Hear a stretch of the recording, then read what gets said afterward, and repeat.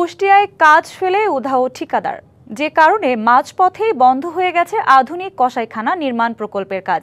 এ সুযোগে চুরি হয়ে গেছে সাবমার্সিবল পাম্প সহ জরুরি অনেক সরঞ্জাম।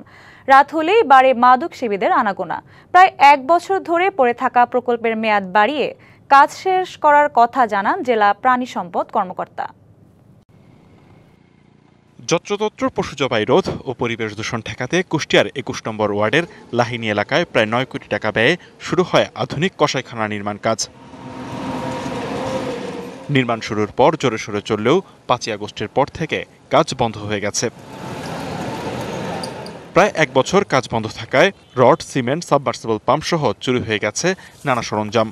মাদক সেবীদের বিচরণ ক্ষেত্রে পরিণত হয়েছে অসমাপ্ত ভবনটি। 5 আগস্টের পরে এটা বন্ধ হয়ে যায়, আর এই ঠিকাদারও আপনার এই কাজ নিয়ে আর এগোয়নি, উনিও স্থগিত রাখছে।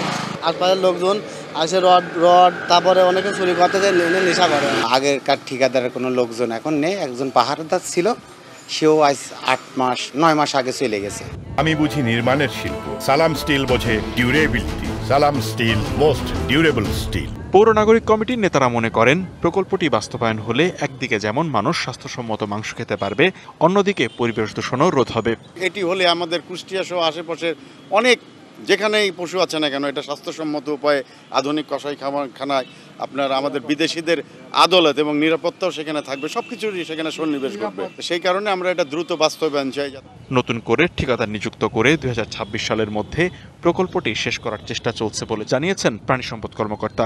অবকাঠামো মোটামুটি শেষ পর্যায়ে, এখন এখানে শুধুমাত্র যে যন্ত্রপাতিগুলো আসবে সেগুলো ইনস্ট্রুমেন্ট হবে। মাঝখানে কিছুদিন কাজটি বন্ধ রয়েছে, কিছু জটিলতার কারণে।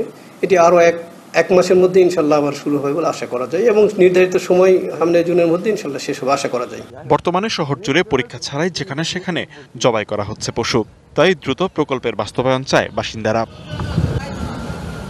DBC news desk.